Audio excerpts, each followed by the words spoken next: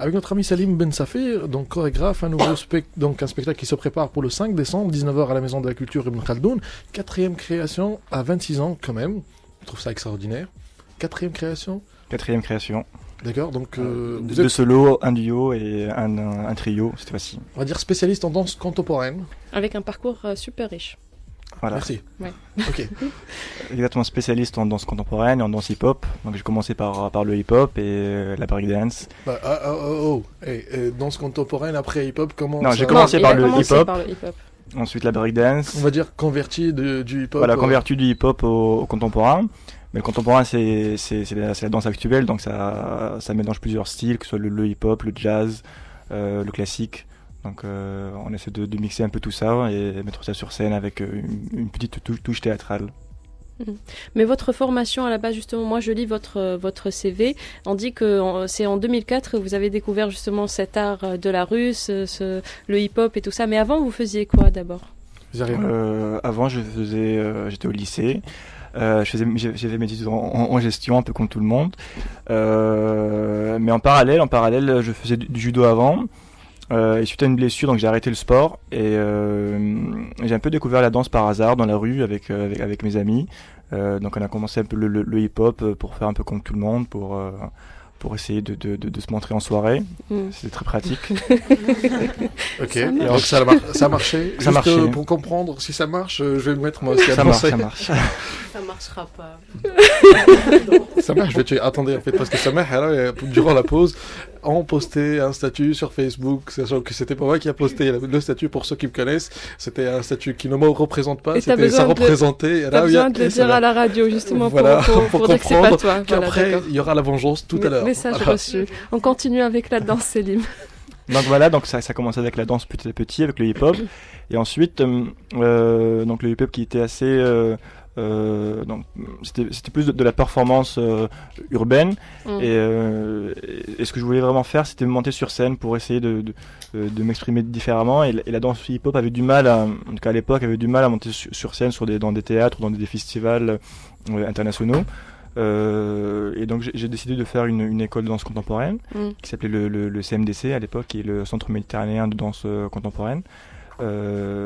Et donc de par cette formation hip-hop à la base, dans mes créations, j'essaie de mixer un peu le hip-hop à la danse contemporaine.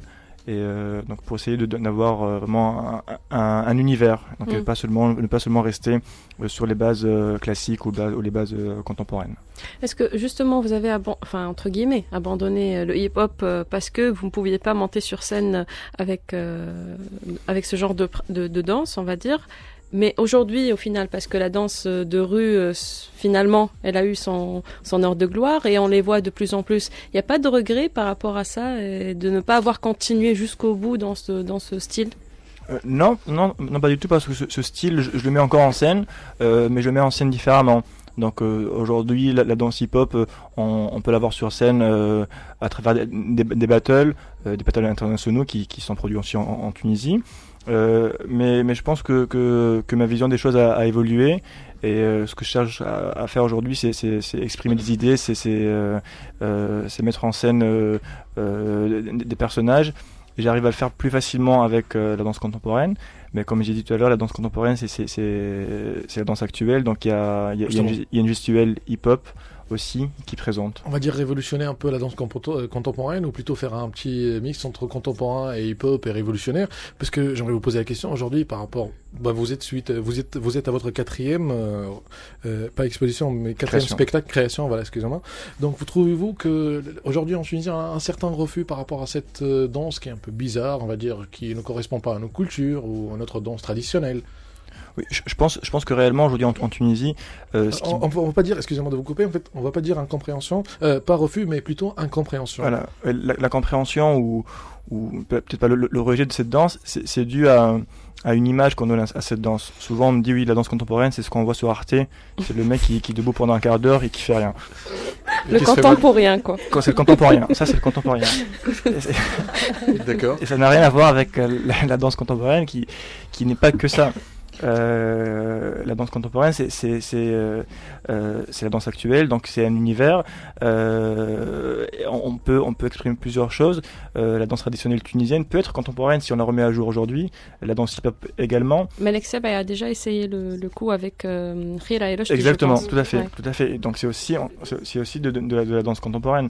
Donc je pense qu'il faut mettre de côté tous ces clichés, ces idées reçues, et venir voir justement c'est-à-dire, bon, si on va comparer la danse contemporaine aux autres types de danse, on peut pas voir un danseur, par exemple, jouer dans la rue comme le street dance, ou on a vu les vidéos sur les réseaux sociaux, par exemple, de personnes qui peuvent danser à la tunisienne, d'autres types de danse, le hip-hop, par exemple, on peut les voir dans les gares, mais danse contemporaine, quand même, c'est un peu bizarre. Vous avez pas eu l'idée de vous, je sais pas, essayer ça, peut-être?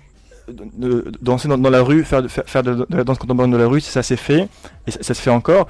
Vous savez, si on doit vraiment définir ce que c'est que danser c'est juste bouger sur du son. Le son il peut être silencieux, ça peut être un bruitage, donc c'est ça danser. Je pense qu'il faut essayer de traverser un peu toutes ces barrières qui font que non c'est pas danser, ou non on peut pas danser dans la rue. D'ailleurs à ce propos, mardi 3 décembre sur la place Bebhar, donc au centre-ville de Tunis, il y aura donc la journée mondiale de l'handicap, et donc j'ai mis en scène plusieurs personnes handicapées qui vont faire un flash mob, qui vont donc danser dans la rue. Ce sera à quelle heure? Ça sera donc le 3 décembre à midi à la place Bebhar, donc au port de France à Tunis. Et donc ce sont des personnes à mobilité réduite, mais qui dansent, qui bougent sur de la musique, et qui font de la danse contemporaine pour la première fois de leur vie. Donc vous allez voir que voilà, ils peuvent danser dans la rue, même si ils n'ont jamais fait ça. Excellent.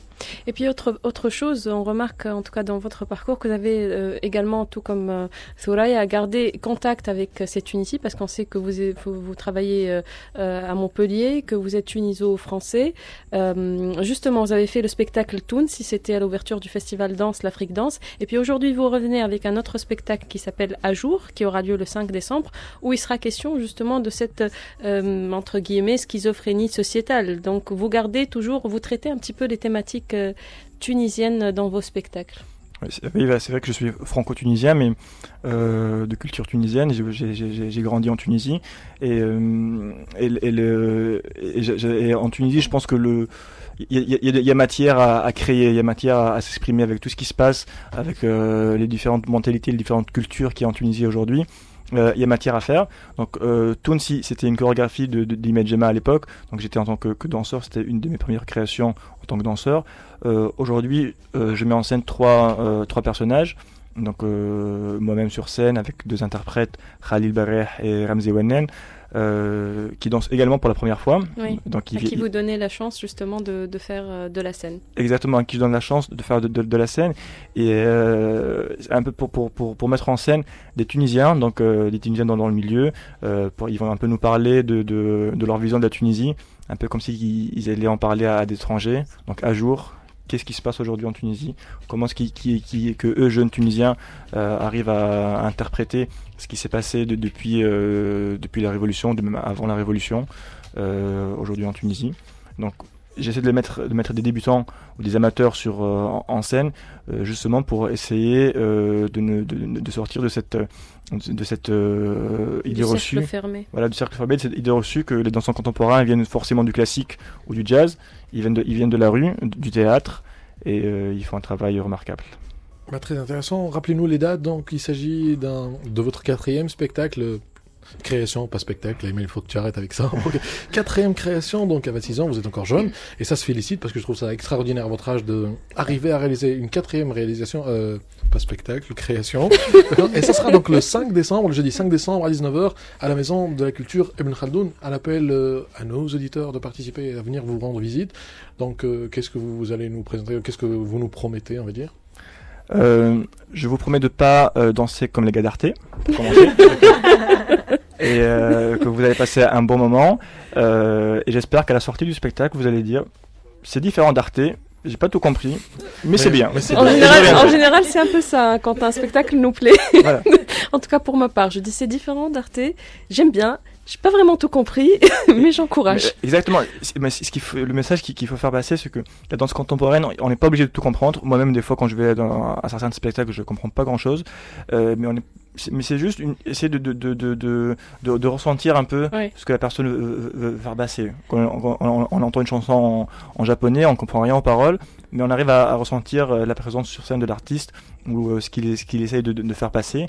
Et je pense qu'en danse contemporaine, c'est un peu ce que j'essaie de faire. J'ai une question, si je peux. Bien sûr. Mais comment on arrive à créer quelque chose que les gens ne comprennent pas? Ça m'intéresse. Est-ce qu'il y a un moyen? C'est la chose la plus facile à faire. La gestuelle de la danse contemporaine, elle commence par des gestes du quotidien, donc qui sont en lien avec le sujet qu'on a envie de traiter. Et ensuite, on essaie de décomposer ce mouvement, de décomposer ces gestes du quotidien et de les mettre en scène, de les faire danser. Donc, le chorégraphe met en scène ces gestes et cette posture. Ensuite, en la faisant danser, tout le monde n'arrive pas à retrouver les gestes de base qu'il voulait exprimer, ou n'arrive pas à interpréter ce qu'il voulait dire, car il y a des moments qui sont assez abstraits. Donc, mais souvent, chaque mouvement ne veut pas forcément dire quelque chose. On essaie juste de faire entrer le public dans un univers assez particulier.